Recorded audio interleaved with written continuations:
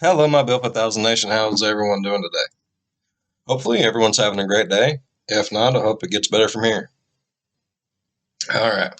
Doing today's video a little different because we're supposed to be getting some ice and some snow where I'm at, and AEP has already sent out the email saying that there will be power outages. Even when there's not power outages, my power still goes out. That's just luck of the draw right there. So I'm getting this done early because the rain and ice has already started here, and I still want to get my video up for Friday. So what I'm doing is I'm recording early, getting it rendered, uploaded to YouTube. I'm going to set as a premiere and scheduled to come out 7:30 Friday. So that way it's still there, hopefully. If it's not there, I'm sorry. Something happened in between. I don't know. So I might be talking to no one right now. All right. So this video was actually suggested by a subscriber. It is titled, "The Most Feared Girl in Mexico, Mature Audiences Only." I'm just going to go ahead and say, y'all request some videos that just make my mind melt. I love it. Keep up the good work. All right, let's get into it. Go ahead, turn the lights down low, put on something comfy, cut up with someone special. Let's get spooky. This story has a very graphic ending, so viewer discretion is advised. But before we get into today's story, if you're a fan of the strange, dark, and mysterious delivered in story format, then you come to the right place because that's all we do, and we upload once or twice every week. So if that's of interest to you, please put a single metal fork in the like button's microwave, set it for 99 minutes, hit start, and then leave. Also, please subscribe to our channel and turn on all notifications so you don't miss any of our weekly uploads. Before we get into today's story, I want to talk to you about today's sponsor, BetterHelp. Back in 2015, when I was still in the military and was not on YouTube yet, I fell into a very deep depression. I was mad all the time. I was isolating myself. I was basically self-destructing. And eventually, after my family encouraged me to do so, I did go out and get help. I sought out a therapist. And honestly, looking back, I think that decision saved my life. So when BetterHelp, which is a very highly reviewed online therapy platform, reached out to me and asked if we could partner, I immediately said yes, because I know therapy works. For the last couple of months, I've been using their platform, and it's great. It's easy to use. It's affordable. All their therapists are licensed and accredited. But in my opinion, the best and most unique aspect of BetterHelp is that it's all online. Back in 2015, I almost didn't seek out a therapist because I was so concerned about physically walking into the therapist's office and having someone who knows me see me walking in and judging me. But with BetterHelp, it's sad to say, but it's true. Like, everyone's like that. It's like, I don't want to really go because blah, blah, blah might be around in that area. I don't feel like it. I don't want to deal with that. I don't want to deal with that. You know, we all have that. You can get the help you need from the comfort of your home and in total anonymity. Sign up is super easy. You just fill out a questionnaire, and then right away, a therapist gets in touch with you, and they set up a time to talk to you within 48 hours. And if you want to change your therapist at any time, it's free and very easy to do. So if you think talking to someone could benefit you like it benefited me, then go to betterhelp.com/MrBallen. That's better, H-E-L-P. And if you sign up using the Mr. Ballen link in the description, you'll get 10% off your first month. Okay, let's get into today's story. Yes, most definitely. If you ever need to talk to someone or reach out to someone, don't ever be scared to do so. If more people would just do it, things probably would be a lot better for them. Don't ever be scared. It's too serious. I had to do something stupid.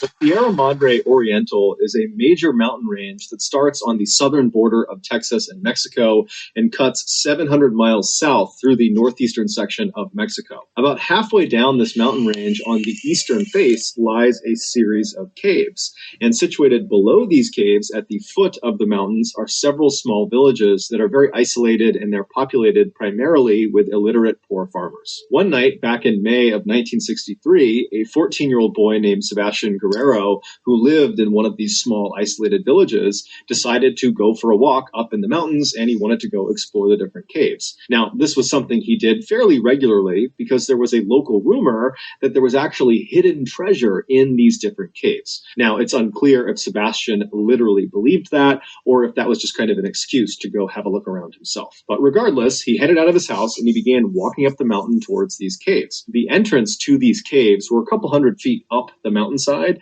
and then each of the various entrances, which ranged in size from fairly small to enormous, were spread out a couple of miles in each direction. So Sebastian starts walking up the mountain towards the first entrance he can see. It's dark outside. He's got no flashlight. He's just walking up. And as he's walking, he notices off to his right, fairly far away from where he was, there was light coming out of one of the cave entrances. And he had never recalled seeing light coming out of any of these caves. Nobody.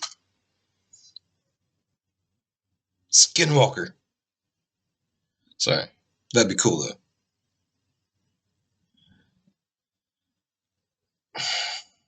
Alright. If it's just me and going to these caves are kind of, like, I can see the premise of wanting to go to, ooh, kind of taboo, let's go, yes. If you get there and you see a light in a cave where there shouldn't be a light, it's time to go home. That's just, you chalk it up as a lost cause. You act like you didn't see it, and you just walk away. Yeah. That is not what happens, though, I guarantee. He ever went in these caves, especially not at night. And so his interest was piqued, and he decided he would kind of abandon his original plan to just kind of look around near his village, and he would actually walk all the way over to that lit up cave and see what was going on. So he turned right and began kind of walking uphill at an angle in the direction of this lit up cave. And so as he... I hate to say that I was right, but I did say he's going to go anyways. That's why I clapped. It's the little things in life, the small victories. He's walking, he's getting farther and farther away from the village where he lives, and he's starting to hear sounds coming out of this lit up cave entrance. It sounds... Walk away. Walk the hell away. Why continue to go closer? People don't want people going to these caves. He says so himself. People don't normally go here during blah, blah, blah. But why? Why would you continue to go to a cave that you shouldn't go to anyways? There's a light on in this cave that should not be there, and now there is some weird ass sounds coming from the cave. Let's continue on. Like a person potentially, either they're laughing or they're screaming. He doesn't really know. He's thinking, maybe someone's having a party inside. Anyway, it could be a party you don't want to be a part of because there might be laughing and screaming.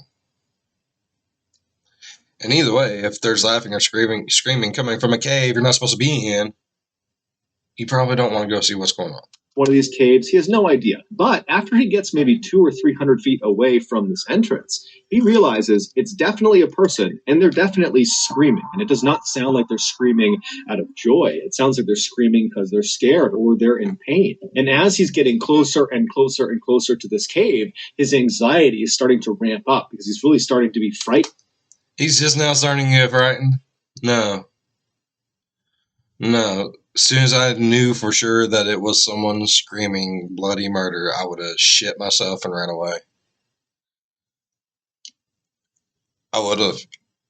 It's not going to help both of us being dead. At least I can make it back to the village, jump on a bicycle, pedal as fast as I can to a safer village, tell the authorities there, hey, there's some bad shit happening back that way. I'm going to continue this way.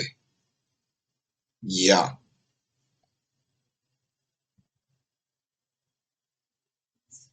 Just now getting anxiety by what he's hearing, and he's starting to realize there's more than one person inside of this cave. In addition to the person that is screaming out, there also sounds to be a large contingent of other people that are either singing in unison or chanting in unison, but some group of people are doing something in unison while some other person is screaming out. And so he's really starting to get nervous about this cave, but he just can't help feeling curious about what was going on. So he just continued walking until he was maybe 10 feet away from the entrance. Oh my God, this guy's stupid. He plopped down behind a rock. And so he's not really sure if it's a good idea to look. He doesn't want to be spotted by whoever is in there. But finally, he kind of works up the courage. He takes a deep breath. And he slips out from behind the rock and he goes right to the edge of this big opening, maybe 10 foot across opening. And he peeks his head right around the edge of the opening and he looks inside. And what he sees causes him to just freeze in terror. Then his survival instincts just kick in and he turns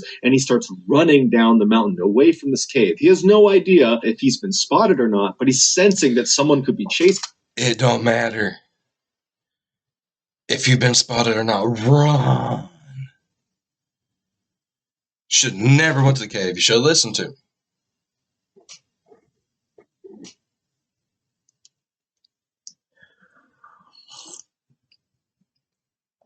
It's not one of those Looney Tune moments like we made a wrong turn at Albuquerque.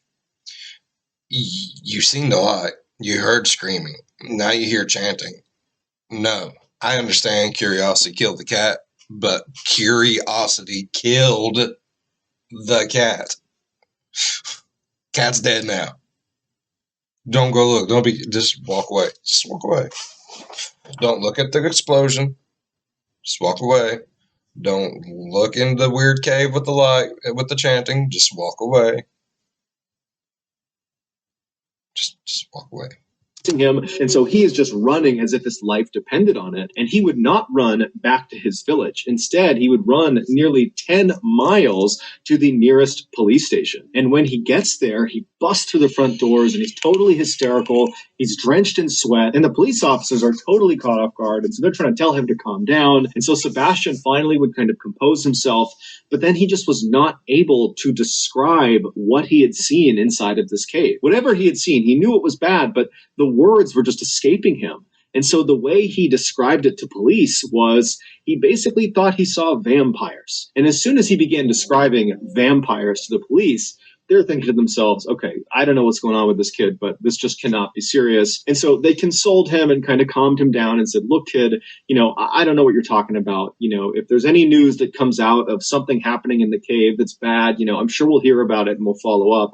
But for now, we're just going to bring you back to your village. And so at this, Sebastian was really frustrated and he was kind of pleading with the police like, no, you got to take me seriously. There's something bad. You had them all the way up into vampires. Look, I just walked in on like 50 people getting eaten alive. Like, it was crazy. It was out there. Like, I had never seen nothing before in my life. I live in a third world country. Like, I have seen some stuff. I've never seen nothing like that. What was it? It was vampires. Oh, shit. Right there. It stopped. All believability stopped as soon as he said vampire. This poor child. Oh, shit. Happening in this cave. Someone could be hurt. Someone could be dying. I don't know, but you got to go to this cave. You got to go see what's going on. But the police at this point, they're just not really interested. And so they ultimately do just drive him back to his village. And so he goes back into his home. The police go back to their station and everyone just kind of goes to bed for the night. The next day, when Sebastian wakes up, he just can't shake what he saw inside of that cave. And so he would once again run back to the police station. And when he got there, he began pleading with the police, like, you gotta go see what's inside of this cave. I'm telling you, there's something awful in there. And this time, one of the police officers, his name was Luis Martinez, he would say, okay, kid, bring me to this cave and I'll have a look around. And so Luis and Sebastian, who's very grateful, they left the police station, they hopped in a police car, and they took off. And then later on in the day, the other police officers, who were not really paying attention to this cave thing, they realized that Luis and the boy had not returned yet, and Luis had not checked in via his radio. And so at some point in the afternoon that day, the other officers began calling out to Luis. They began calling him on his radio, trying to figure out what's going on, but he wasn't responding. And so the police thought that was odd. God, but they thought, you know what, I'm sure he'll be back soon. There's got to be an shit. explanation for this. But the rest of the day would go by without Luis reaching out to them, and he didn't return with the boy. And so by that evening, the other officers were genuinely concerned that, something bad had happened to their colleague. And so they tried calling Luis a few more times on the radio. It didn't work. And so the officers, they made their way over to Sebastian's village, and they found Sebastian's family, believing that, maybe the boy was back and he could give some insight into where Luis went. But when they talked to Sebastian's family, they would say, hey, he's not back yet either. And so both Sebastian and Luis at this point have not talked to anyone all day, and they...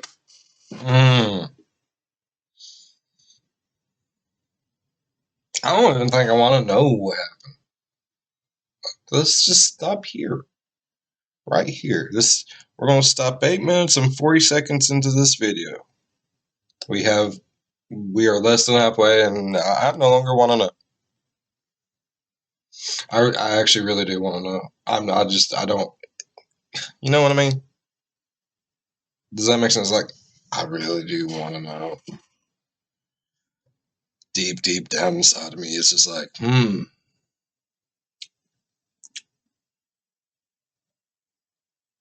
All right. They are missing. And so the police at this point, they realize this is an emergency. They need to figure out where these two went. And so they were kind of understaffed. And so they contacted the Mexican army, and they explained, we're missing one of our colleagues. We're missing a child from this village.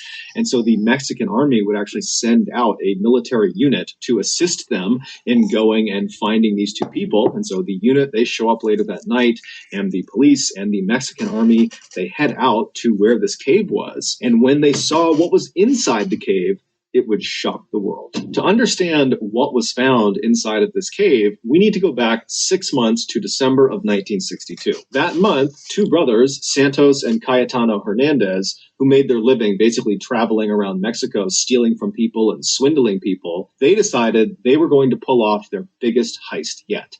They were going to rip off an entire town. Their plan was to go into a small, fairly isolated village that was populated primarily with poor and illiterate people, and they would go in there and they would convince the villagers that they, the brothers, were actually prophets of an exiled Incan god. And if these villagers did everything they said, they would make them rich. And so the village the brothers identified as their target was a place called La Yerba Buena, which was located right at the foot of the Sierra Madre Oriental, right below where that cave was that Luis and Sebastian went to investigate. And La Yerba Buena was exactly what the brothers were looking for. It was home to only about 20 families that were all very poor and illiterate, and they were very suggestible. And so right before the new year, the Hernandez brothers strolled into La Yerba Buena, and they put on this very dramatic show explaining how they were the prophets of the Incan god. And these two brothers, they were very charismatic and they were excellent salesmen. So they really sold the lie. You'd have to be. You shit on my plate and tell me it's a steak, you're going to have to be really convincing. Like, really convincing. I know they said that these people were not the brightest and were very well educated, but still, people do have what's common sense, right? What the hell? Most people nowadays don't even have common sense. Villagers who were very vulnerable and cut off, really, from the rest of the world, they believed them. They thought this was their big break. They're going to be rich. We just have to do whatever they say. And so almost immediately, the villagers effectively became the Hernandez brothers' slaves. They would give them anything they wanted and do anything they wanted. But after a couple of months of this, some of the villagers started to be frustrated with the Hernandez brothers, the prophets, because it seemed like they were not really working towards making the villagers rich. Instead, it just seemed like they were horribly mistreating the villagers. And it just didn't feel like this was a relationship that was benefiting the villagers. And so when this sentiment began to kind of make its way around the 70-ish people who lived in La Yerba Buena, the brothers picked up on it. And they could have, at that point, just kind of abandoned their gig. At this point, they've robbed the town dry. There's nothing left for them to give to the brothers. Cut ties but and for whatever reason, the brothers decide instead to salvage their operation. And so the brothers, they leave the village and they go to a city that's relatively close by, and they recruit this young woman named Magdalena Solis. She was a prostitute, and they tell her, hey, we have this con we're doing in La Yerba Buena where we're pretending to be prophets of this Incan god, and they're starting not to believe our lie, and so we need you, if you're willing, to come with us and pretend to be an actual Incan goddess. And so when you show up, they'll know that we were serious, that we have a direct line to the Incan gods and goddesses, and they'll believe us again, and they'll fall back in line. And so Magdalena, she likes the idea of participating in this con, and so she agrees to do it in exchange for some money. And so she, along with the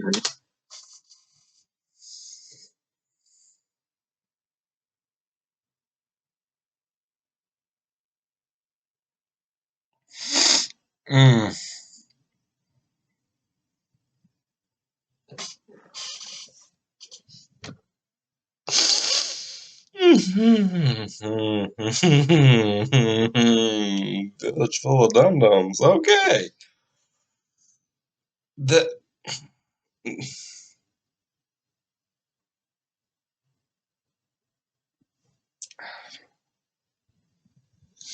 I'm just gonna go ahead and yeah. How are you going to be excited to play an Incan goddess? Okay, for one, that's going to be like blaspheming in your religion, right? That taking on the representation of a god or goddess, and she's excited about it.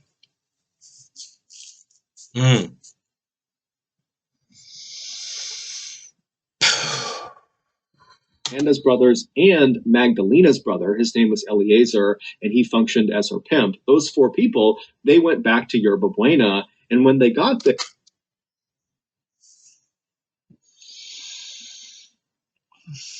It's like Borat. Oh,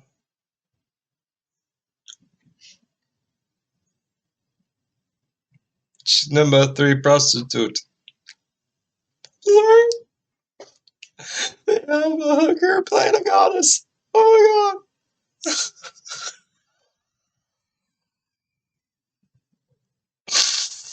Everyone's going to hell on that one. Oh god.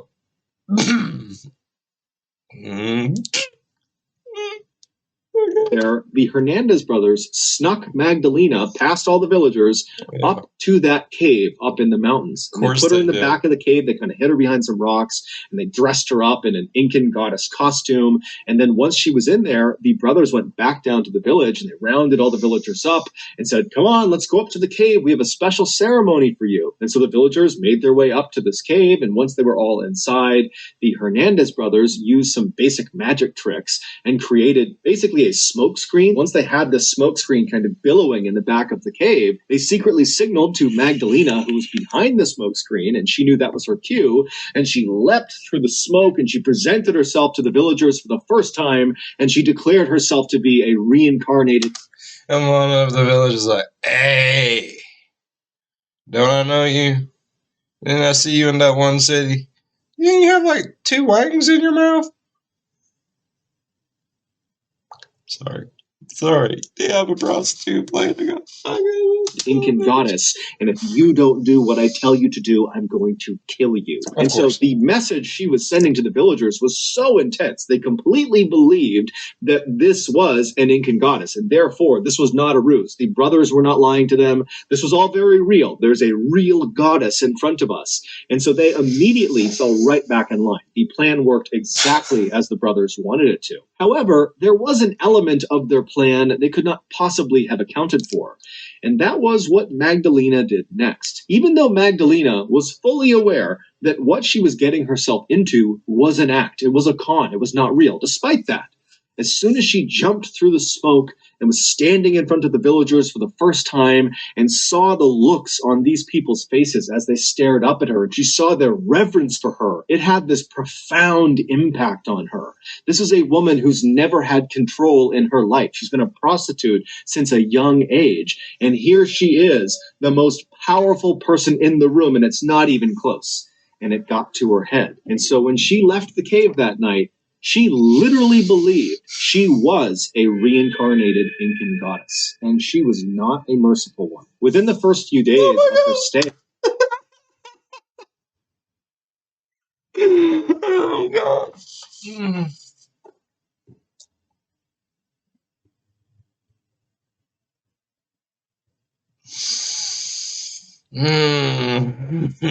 A hooker on a power trip.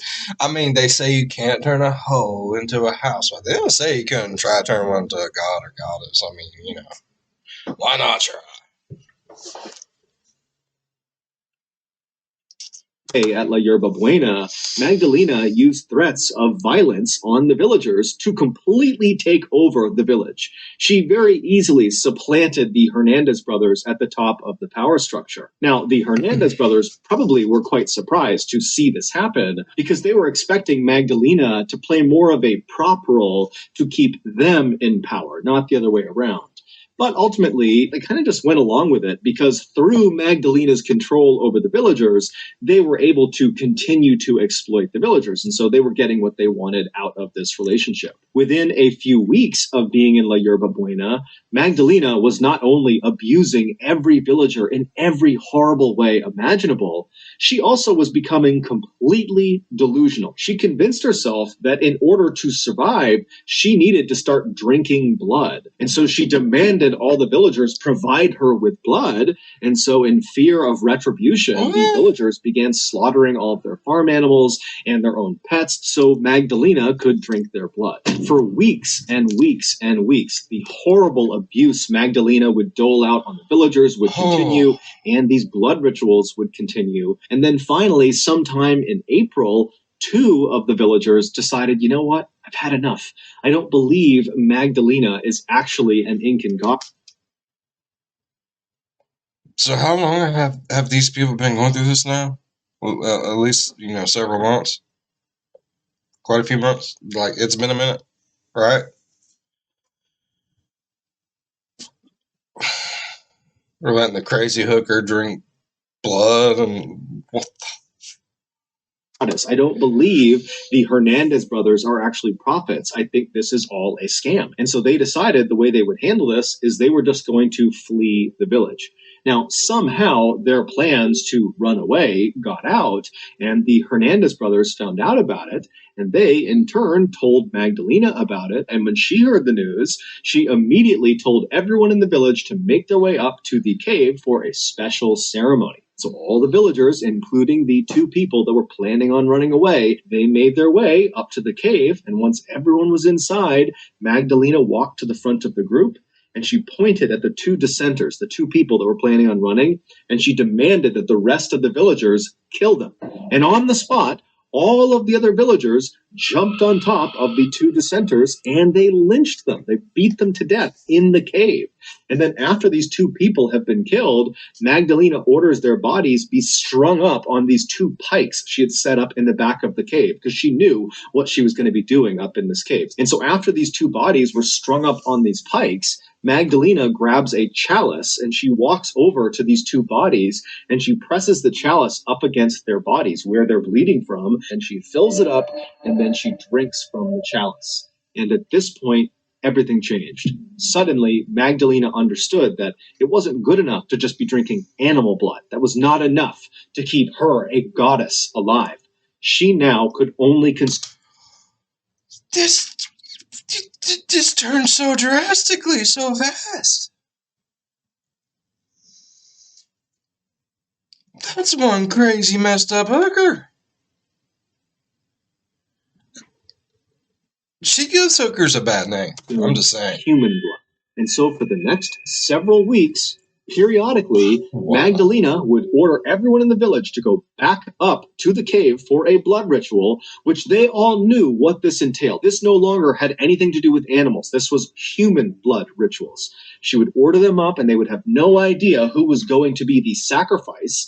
And so all these people that get inside this dark cave, and then Magdalena shows up and she stands in front of them, and after kind of looking them over, she identifies her next sacrifice, and out of fear, the other villagers who were the friends and family of the victim would launch themselves on top of the chosen sacrifice and lynch them in the cave. And then afterwards, their body would be strung up on one of the pikes, and Magdalena would walk over with her chalice. She would fill it with blood, and she would drink it. And so this would go on and on for several weeks. And one of the most distressing aspects of these human sacrifices is that as she did more and more and more of them, Magdalena got it in her head that beating the sacrifice to death before consuming their blood was spoiling the blood in some way. And so what she began doing was she would have the other villagers beat the sacrifice into submission, and then she would have the sacrifice strung up to one of the pikes while they were still alive, and then she would carve their heart out while they were alive, and then she would drink their blood. So in May of 1963, when Sebastian, the 14-year-old boy, when he poked his head around and looked into that cave, he watched one of these sacrifices having their heart cut out, and he didn't know what to make of it, and so he ran to the police, and then the next day, he and the police officer, Luis Martinez, they would go back to the cave, and Magdalena and her cult would spot them, capture them, and drag them both into the cave, and both of them would be ritualistically sacrificed. They would have their hearts cut out, and Magdalena would drink their blood. When the police and army arrived in La Yerba Buena, it was a ghost town because all of the villagers had been ordered up to the cave where they had barricaded themselves inside with weapons because Magdalena probably knew there was going to be a big police response because one of their officers has gone missing out here. They're bound to be found out.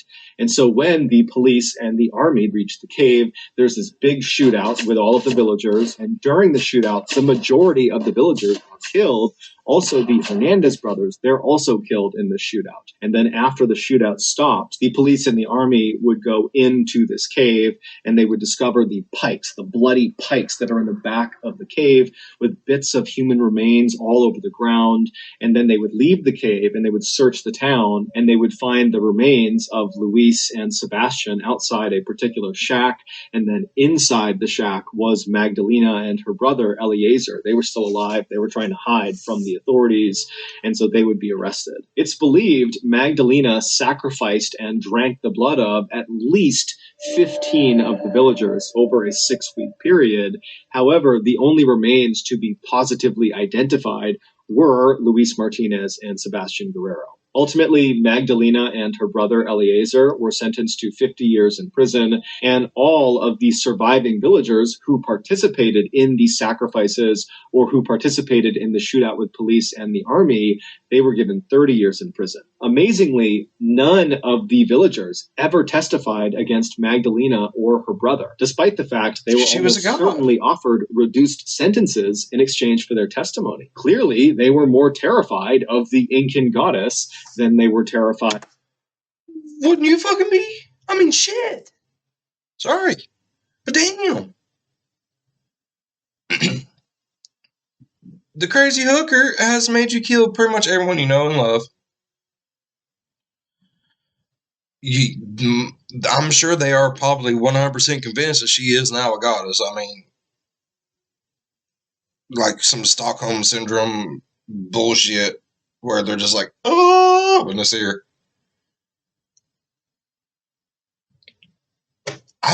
I'm okay. I get the premise that they did kill their villagers and stuff. But I mean, 30 years? Like I maybe like in a mental institution for a while or something like that. I get the premise. I do. They killed their fellow people. But I mean, it wasn't really their fault. When you're being told by a god or a goddess to go do something and you believe 100% that that is a god or a goddess or whatever the case may be, you're going to do it. They already said these people weren't the brightest. I'm not saying that they're stupid or not, but they literally said they wasn't the brightest. That's why they chose that. They was very impressionable. I think there should have been more than just a 20-year difference on leniency because, I mean, the main crazy freaking hooker lady only got 50 years, her and her brother. And I'm sorry, but, I mean, things was pretty crappy when the Hernandez brothers was doing it themselves. But when she came into it got worse. And she's the one that ordered 15 murders. She ordered in a cult ritualistic way. No, that's not fair, bro. Of the prospect of 30 years in prison. Although the exact date of when this happened is not known, Magdalena would eventually die behind bars. So that's going to do it, guys. If you got something out of today's episode and you haven't done this already, please put a